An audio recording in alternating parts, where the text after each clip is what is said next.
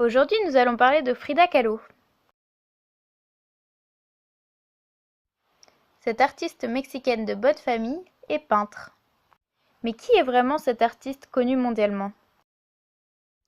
Elle est née le 6 juillet 1907 à Mexico et décédera le 13 juillet 1954 dans cette même ville mexicaine où elle a toujours vécu dans la célèbre Casa Azul.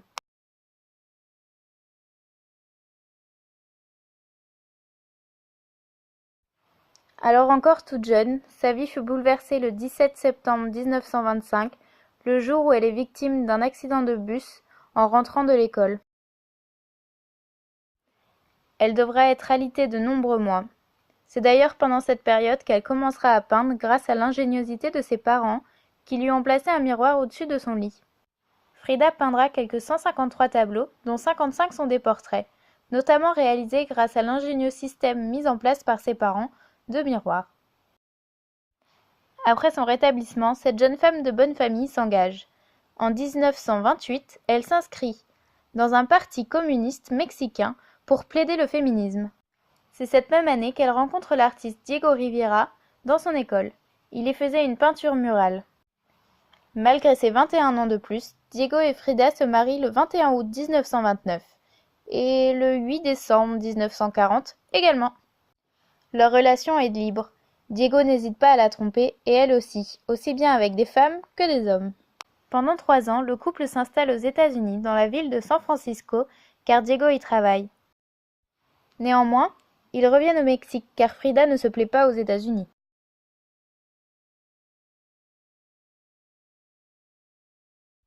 Nous allons donc voir 3 œuvres majeures de Frida Kahlo. La première se nomme Frida et Kahlo, et cette œuvre date de 1931. Elle a été réalisée 2 ans après leur mariage. On y voit Diego, palette à la main, et Frida à ses côtés, représentée comme un portrait de mariage traditionnel. Frida représente ici son adoration pour son mari, colossale, à côté de cette Frida qui semble fragile et si petite. Cette œuvre est réalisée dans une palette serrée autour des brins, avec des toniques par touche, à la fois de rouge et de bleu. En haut à droite du tableau, on y retrouve notamment un bandeau, tenu dans le bec d'un oiseau, qui explique le tableau. On y retrouve notamment la date, l'endroit, qui a fait le tableau et pour qui elle le destine. C'est un ami de Diego Rivera, pour qui il est venu travailler aux USA. Le second tableau que nous allons étudier se nomme Mes grands-parents, mes parents et moi. Frida l'a peint en 1936 et il représente son arbre généalogique. On y voit ses grands-parents paternels et maternels au-dessus de ses parents. Elle se représente d'ailleurs dans le ventre de sa mère, mais également enfant, au milieu de la Casa Azul. Le paysage scindé en deux, avec d'un côté l'Allemagne pour ses origines paternelles et de l'autre le Mexique pour ses origines maternelles, vient également renforcer cette idée d'arbre généalogique. Ce tableau est dans une palette de brun, avec des toniques de rouge et de bleu comme le précédent, pour créer du contraste. Au niveau de la construction, on y retrouve donc 3 plans pour 3 générations différentes. Ce tableau traduit également la grande envie de Frida de fonder une famille. Le troisième tableau que nous allons voir s'appelle L'hôpital Henry Ford, ou surnommé le lit volant. Il date de 1932 et retranscrit la douleur de l'artiste. Frida se trouve alors aux États-Unis, comme le représente le paysage industriel en arrière-plan.